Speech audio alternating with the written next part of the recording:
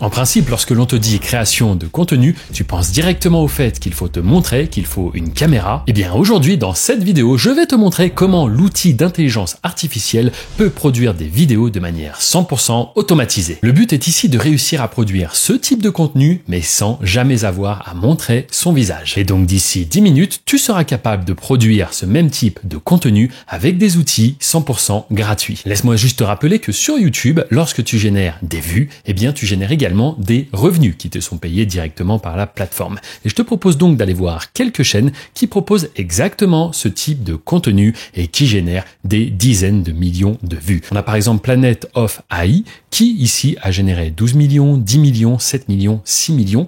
Mais tu peux te dire que c'est une chaîne qui a déjà 306 000 abonnés. Donc elle est déjà développée, elle a déjà une certaine autorité. Donc je vais te montrer d'autres chaînes comme par exemple celle-ci qui n'a que 32 000 abonnés et qui a déjà une vidéo à 800 000 vues, 600 000 vues et 500 000 vues. Et des chaînes comme cela, je peux t'en montrer des nombreuses car oui, il y a beaucoup de chaînes qui produisent ce type de contenu et à chaque fois, ça surperforme. On voit ici 16 millions, 15 millions, 7 millions.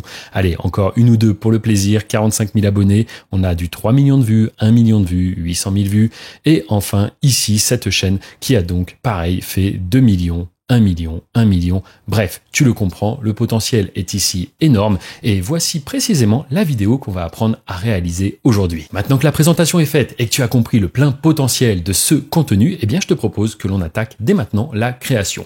Et pour cela, le premier outil que l'on va utiliser, c'est ChatGPT. On va directement lui demander de nous donner une liste de 20 animaux les plus populaires. On va cliquer sur envoyer. Comme à chaque fois avec ChatGPT, on est rarement déçu du résultat et une fois de plus, les tâches sont parfaitement exécutées. On a ici donc une liste des 20 animaux les plus populaires. Ce qu'on va faire, c'est directement aller dans la description de cette vidéo. Tu vas y retrouver un prompt. Ce prompt, tu vas le copier-coller et tu vas le placer juste ici à la suite des requêtes que tu as fait à ChatGPT et tu cliqueras sur envoyer. Maintenant, on va détailler en direct ce qu'est en train de faire ChatGPT. Il va tout simplement nous créer des prompts afin de réaliser des images et à chaque fois en fusionnant deux animaux. Donc au début, il choisit deux animaux, par exemple le loup et le panda, et il fait toute une configuration, toute une mise en page en quelque sorte de ces deux animaux. Par la suite, il nous crée une version hybride de cet animal. Donc ici, il va fusionner le panda et le loup, et pareil, il nous fait à nouveau un prompt que nous allons pouvoir directement utiliser dans une IA générative d'images. Pour ce qui est de la création d'images, on va utiliser Leonardo parce qu'elle correspond très bien aux besoins qu'on a ici pour cette création de contenu. Mais si tu souhaites le faire gratuitement, il y a également Bing qui est très puissante. Sache que tu as des crédits offerts chaque jour sur Leonardo et sur Bing. Cela dit, sur Leonardo, même si les résultats sont mieux, tu risques d'être au bout d'un moment limité. Donc moi ici dans l'exemple, j'utilise Leonardo, mais libre à toi de voir ce que tu préfères. Une fois connecté, tu iras directement dans Image Creation. Ici, tu vas faire attention au format. On va en effet choisir le format 16:9. Ici, ils appellent ça TikTok, mais c'est le même format pour les YouTube Shorts.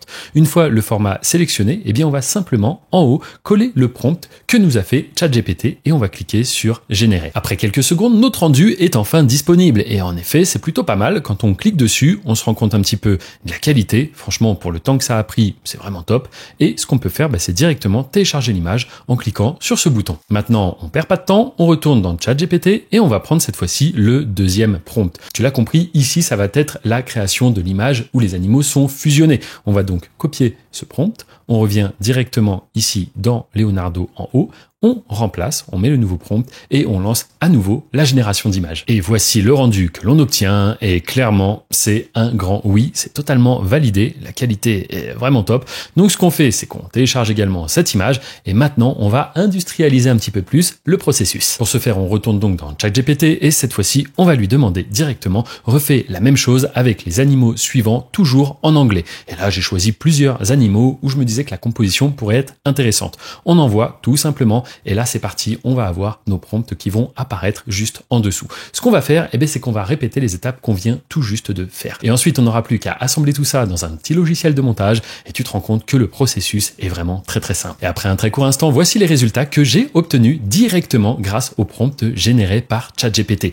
Comme tu peux le voir, les résultats sont vraiment top. J'ai préféré générer pas mal d'images, histoire d'avoir quelque chose qui correspond vraiment bien à la fin. Mais n'hésite pas de ton côté à faire plusieurs tests jusqu'à trouver des combinaisons qui fonctionnent assez bien. Ensuite, important, comme je te l'ai dit juste avant, il faut que tu enregistres ces images. Maintenant, laisse-moi t'expliquer que ces images, tu peux les animer. Ce n'est pas forcément ce qu'on va faire ici, mais c'est une parenthèse importante, donc je t'en parle parce qu'on a d'autres outils gratuits à disposition. On a par exemple Luma IA. Donc cette fois-ci, tu n'auras qu'à cliquer ici pour aller sélectionner une image. Une fois l'image importée, tu peux taper un prompt si tu le souhaites, ce n'est pas obligatoire, et tu vas simplement cliquer sur ce petit bouton. Voici le rendu ainsi obtenu. Je te rappelle que c'est gratuit comme outil, donc n'hésite pas à l'utiliser, et tu vas pouvoir directement télécharger juste ici le rendu au format vidéo. Vu que le but est avant tout de t'apporter un maximum de valeur gratuitement, j'ai aussi souhaité te présenter d'autres outils comme par exemple Hyper. J'ai fait un petit test avec le serpent et voici un petit peu le rendu que j'ai obtenu. Je te rappelle une fois de plus que cet outil est totalement gratuit, donc il ne faut pas hésiter à faire des tests avec. Et puisque je suis lancé, on dit toujours jamais deux sans trois, donc laisse-moi te présenter Kling, qui est un autre outil, car cette fois-ci, on a carrément les ailes du lion qui bougent, et je dois dire que le rendu, il est vraiment top. Actuellement, je suis en train de t'expliquer comment est-ce que tu peux entièrement automatiser la production de contenu sur YouTube grâce à des outils d'intelligence artificielle. Mais si tu veux réussir sur YouTube et que tes vidéos soient mises en avant, ce n'est pas tout. Il y a aussi tout un travail de référencement. En effet, il faut que l'algorithme recommande ton contenu à un maximum de spectateurs. Réussir à produire des vidéos de qualité, c'est vraiment top. C'est la première étape. Mais ensuite, il faut réussir à faire en sorte que ce contenu soit mis en avant. Car laisse-moi te dire quelque chose, il y a des milliers et milliers de vidéos extraordinaires sur la plateforme qui, malheureusement, ne feront jamais de vues parce que le référencement n'est pas du tout optimisé. Moi, à titre personnel, je peux te dire que YouTube a littéralement changé ma vie car oui, ça fait plus de 12 ans que je travaille sur cette plateforme. Et laisse-moi te dire que c'est clairement le meilleur business. Comme tu peux le voir, j'ai de nombreuses chaînes. Je n'ai même pas l'impression que c'est un business parce qu'en fait, le modèle est tellement simple. Il suffit de publier des vidéos, les mettre en ligne et chaque mois, c'est directement YouTube, Google qui me paye. Et tu te doutes bien que lorsque j'ai découvert cette méthode en 2012, j'avais la sensation d'avoir trouvé une véritable mine d'or. Donc j'ai cherché à toujours lancer de plus en plus de chaînes. J'ai mis en place des équipes qui s'occupent aujourd'hui de créer le contenu comme on le fait ensemble. J'ai également des managers qui publient des vidéos et je suis aujourd'hui à la tête d'un véritable réseau de chaînes YouTube que je ne fais que superviser. Et c'est suite à tout cela qu'il y a maintenant presque un an, j'ai lancé mon accompagnement YouTube Business. Dans cet accompagnement, je t'explique comment toi aussi tu peux répliquer, copier-coller mes méthodes afin d'avoir d'ici quelques semaines, quelques mois, ton propre réseau de chaînes qui te rapportera de l'argent en continu. Mais sache que si tout cela t'intéresse, c'est possible. Le premier lien dans la description t'enverra vers une présentation totalement gratuite où je t'explique véritablement ce que tu retrouves dans ma formation. Une fois que tes images sont téléchargées et rangées dans un dossier, je te propose qu'on augmente la qualité de nos visuels afin d'avoir des vidéos vraiment au top. C'est ce qu'on appelle un upscale. Et pour ça, je te recommande d'utiliser directement cette plateforme qui est gratuite et qui fonctionne très bien. En effet, on va juste uploader un visuel dessus. Une fois ton fichier envoyé, tu as le choix entre x2 et x4. Dans notre exemple, on va prendre x4 pour avoir un maximum de qualité. Et tu peux le voir, ici, il y a une nette différence entre l'avant et l'après. C'est particulièrement visible sur le visage. Donc, je t'invite à faire ça sur les différentes images que tu as donc créées. Ici, c'est pareil sur le lion. Si on regarde l'avant, l'après, on a clairement beaucoup plus de détails. Et enfin, laisse-moi te montrer que cet outil peut également te permettre de retirer tout simplement un fond sur une image. Donc, c'est toujours bon à savoir. Maintenant que tu as toutes tes images, les avant, après, en haute définition, eh bien, je te propose qu'on fasse tout simplement le montage. Et tu vas voir que c'est très rapide. Une fois de plus, on va utiliser CapCut. C'est un outil totalement gratuit. Si tu ne l'as pas déjà, tu peux le télécharger juste ici. Et sache que j'ai également fait un tutoriel sur CapCut pour celles et ceux qui souhaitent l'utiliser exclusivement sur mobile, que ce soit smartphone ou tablette. Tu retrouveras cela en fin de vidéo. Je t'en parle un petit peu plus. Une fois dans CapCut, on importe donc toutes nos images. Nos images, on va les importer et les placer directement ici sur la timeline. Là, j'ai fait le choix que mes images durent à peu près 3 secondes. Ça me paraissait plutôt pertinent. Donc, on a d'abord la première version, l'avant, où c'est qu'on a donc un lion et un aigle. Et juste après, ça va se transformer en cette magnifique créature. Comme tu le vois ici, on a un effet de zoom un petit peu. Comment réaliser cela? C'est très simple. Je me place premièrement au début de cette image. Je vais utiliser les images clés. Je vais donc cliquer sur ce petit point ici. Ensuite, je vais aller à la fin de mon image. Je vais recliquer sur ce petit point et ici, tu le vois, j'ai utilisé un zoom à 124%. C'est à toi de voir, tu peux jouer directement avec cette barre. Le but, c'est que ce soit cohérent. Donc, à la base, on était sur du 100%, à peu près comme ça. Et l'idée, c'est pas de finir comme ça. Donc, tu vas essayer de trouver un réglage qui correspond plutôt bien. Cette opération, donc, de placer une image, puis ensuite la seconde, on va la répéter plusieurs fois, de manière à avoir ainsi de suite toutes nos images qui sont ainsi placées. Tu vas alors arriver dans cette configuration où tu vas te retrouver à chaque fois avec l'avant, l'après avec un zoom, l'avant, l'après avec un zoom. Maintenant, pour rendre le tout un petit peu plus dynamique, on va ajouter ce qu'on appelle des transitions. Pour cela, on va se rendre directement ici dans le menu Transition. On va déplier le petit menu et une qui fonctionne plutôt bien, c'est le Pull In. On va la sélectionner et la placer directement ici, ce qui aura pour effet de faire un rendu comme cela. Ça fonctionne plutôt bien, donc si tu le souhaites, tu peux utiliser différentes transitions. Moi, je vais simplement mettre la même partout. Une fois que les transitions sont en place, on peut utiliser des effets afin de faire bouger un petit peu l'image du début, car elle est entièrement statique. Pour ça, tu vas pouvoir donc tester différents effets. Celui-ci est plutôt bien.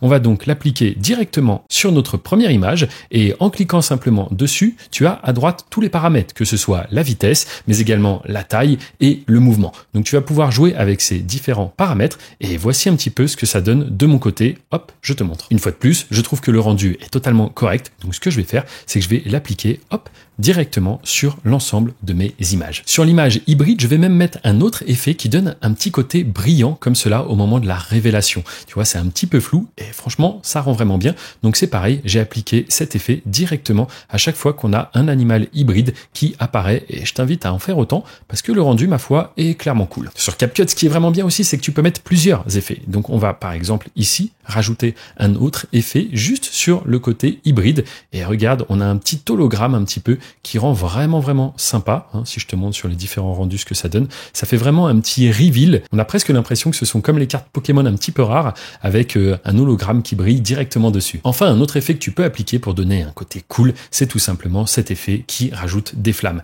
Et là, tu vas voir que c'est vraiment sympa. Si on fait comme ça, voilà, tu as des petites flammes partout. Et là, on se rapproche véritablement de la version finale que je vais te remontrer en fin de vidéo. Et d'ailleurs, je t'invite à rester jusqu'à la fin de cette vidéo puisque à la toute fin, je vais t'expliquer comment est-ce que tu peux multiplier tes revenus sur YouTube. Car oui, il y a certaines astuces à connaître. Mais juste avant, laisse-moi te rappeler que sur Internet, il faut être méfiant. Et c'est pour ça que j'essaye d'être au maximum transparent. En effet, sous cette vidéo, tu retrouveras mes différents réseaux sociaux. Réseaux où j'expose un petit peu mon quotidien et aussi mon parcours sur YouTube. Et ça depuis de nombreuses années. Tu peux même retrouver quelques photos de mon mariage qui avait lieu cet été. Il y a également une communauté YouTube Business directement sur Telegram que tu peux rejoindre où nous sommes actuellement plus de 3000. Je te rappelle que tout ce qu'on vient de voir dans cette vidéo, ce n'est qu'un tout petit échantillon de ce qu'il est possible de faire sur YouTube. Et donc si tu souhaites en savoir plus, que tu es curieux et que tu veux commencer à générer tes premiers revenus sur YouTube d'ici seulement quelques semaines, je t'invite vraiment à regarder dans la description. Une fois que tu es satisfait du rendu, eh bien tu n'auras plus qu'à rajouter un audio et c'est le moment où tu peux directement faire menu, File et Export. Ici, tu n'auras qu'à vérifier que tu es bien en 1080p, le 30 images par seconde suffit largement et tu pourras exporter ton fichier vidéo. Et juste avant que je te révèle comment est-ce que tu peux multiplier tes revenus avec ce type de contenu, tu l'as vu ici, ça nous a pris quelques minutes. Bien évidemment, j'ai dû t'expliquer toute la méthode de A à Z, te présenter les outils que l'on utilise, mais si tu souhaites créer beaucoup de contenu comme cela, ça peut aller très vite. Il suffit que tu crées beaucoup d'images, tu les ranges dans des dossiers et l'assemblage ici est très rapide à faire. En plus de ça, tu peux totalement garder la même composition et venir simplement remplacer les fichiers où tu as des images qui sont importées. Crois-moi, ça peut aller très vite de publier énormément de contenu et rappelle-toi que tout ce contenu créé grâce à de l'IA, tu as entièrement les droits dessus. Et pour ceux qui sont restés jusqu'à la fin de la vidéo, je te le disais, tu peux multiplier les revenus sur YouTube. Comment faire? Eh bien, tout simplement en produisant des vidéos qui ne sont pas des shorts. Oui, ces vidéos-là sont au format short, mais sache que si tu fais plus d'1 minute, à ce moment-là, YouTube considérera ton contenu comme une vidéo. Attention, très prochainement, YouTube va étendre le format short, c'est-à-dire que les vidéos qui feront même plus d'1 minute, jusqu'à 3 minutes maximum, seront considérées comme des shorts. Donc si tu souhaites être tranquille et pouvoir monétiser librement sans être dans la catégorie short, il te suffira de faire des vidéos de plus de 3 minutes. Sache que c'est totalement autorisé de faire des vidéos donc au format short, de réutiliser ces vidéos pour en faire des vidéos normales. Quand je dis normales, je parle tout simplement de la durée qui sera supérieure à 3 minutes. Je vais maintenant te laisser avec le rendu final. Juste ici, tu retrouveras un tutoriel entier sur CapCut et juste ici, tu as la présentation offerte vis-à-vis de ma formation si tu souhaites en découvrir plus sur YouTube et avoir accès aux secrets et méthodes qui m'ont rendu aujourd'hui libre financièrement. Je te dis à très bientôt.